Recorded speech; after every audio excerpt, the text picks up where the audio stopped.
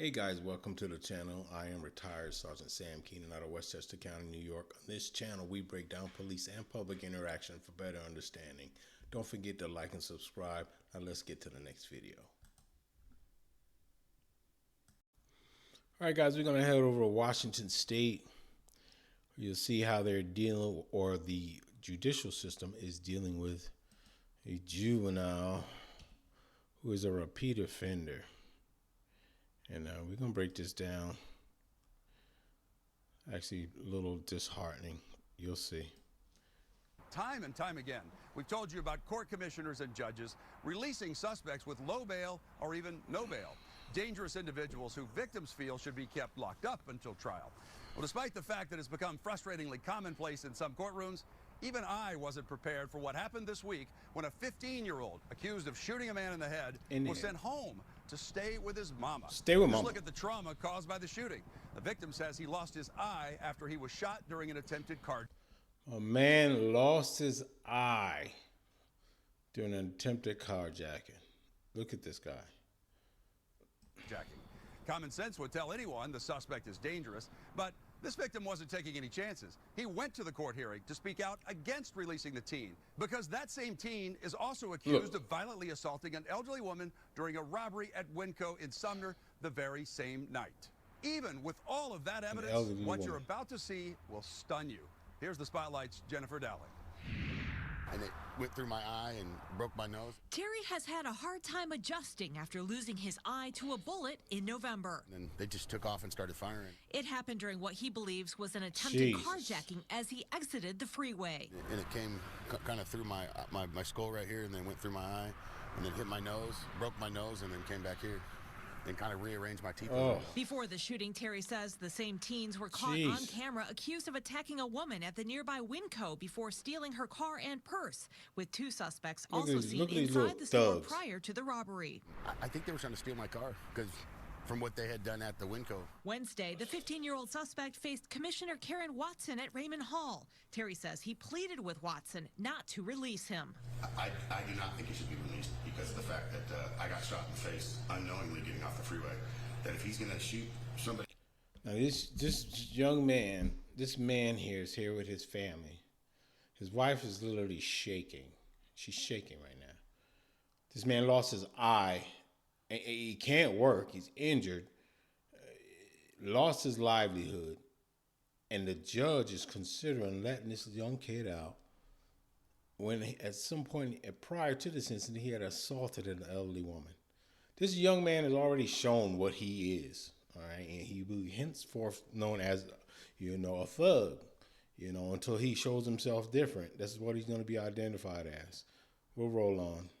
But he unknowingly, for no reason, I think he's a danger to society and the rest of course the world. He is. His wife telling the commissioner they are close to losing their home. The water shut off. The electricity shut off. He can't work. After Terry's plea, the teen's mother made a plea of her own to release the teen due to a medical condition. He has a heart condition. Here we go. Here we go. He got a heart condition. They always sick. He didn't have a heart condition when he mugged that old lady. He didn't have a heart condition when he shot this man in the face, ruining his life and putting his whole family in jeopardy. He didn't, but now he got a heart condition. Look at you there. Your hair did. You got your hair did. Are you serious right now? I mean, at least she showed up to court. Maybe the court ordered her to. God knows what daddy is. So I give her props for showing up. Everything after that, you lose credibility with me, sister girl. And a bunch of other medical serious conditions that he does have a bunch of life-saving things that he has to do. Prosecutors argued against the release, saying there was no proof of those appointments. I mean, there are strong feelings on both sides of the equation, and I can understand that. While weighing the release, the commissioner noted there was a case pending against the teen out of King County. He got a pending case. Come on. Come on. Let's see what the judge says. From December 2023. I do take into consideration that these occurred in November. But there was a subsequent charge that did occur in December for felony felony Still, harassment. because the teen had no additional offenses in January and February, she decided house arrest was appropriate. No, now he got in trouble in November and December. But since he was out of trouble from January to February, the judge is considering letting him out. Since when are the standards that you just have to stay out of trouble for 2 months? You could terrorize everybody's life prior to that, but you just got to stay out of trouble for 2 months. You know, you cause this man to lose his eye, but yeah, it was just 2 months. There has been no problems in 2 months, so I think he's good to go now. House arrest with mama. Mama can't control him. That's why he's out shooting people in the face. This judge thinks she's doing this young man a favor. She thinks she's serving him. Maybe. I don't know what she's thinking. She thinks she's being helpful to this young fella, but she is letting him down. She's letting him down. And the system's letting him down by allowing him to live the destructive life he's living. I'll roll on. So in light of the fact that there's been nothing in January or February. Jesus. We're into March right now. We're into March. The fact that there can be 24-hour supervision at home. They cannot and be. There are considerations for both mental health and medical appointments. I will order electronic home monitoring with a metal bracelet. Look. I believe that Look at this man. to ensure the safety Just walk out. community.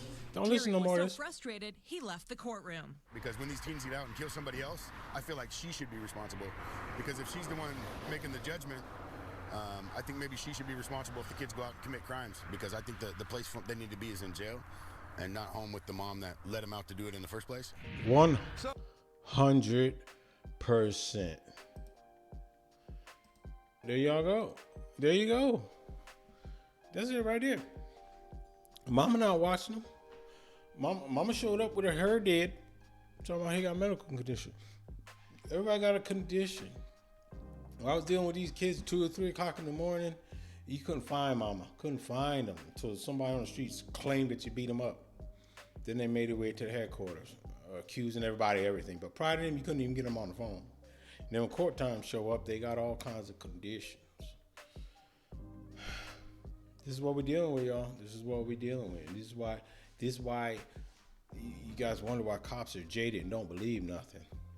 You get hit with this enough, you get jaded to anything. Granted, everybody needs a second chance. When you're a juvenile, none of us are the same people that we were when we were kids or youths. But when you've already shown that you have highly violent tendencies, you're not fit for the street. He needs some thinking time. And home with mama, who let him out, is not where he's going to get the thinking time.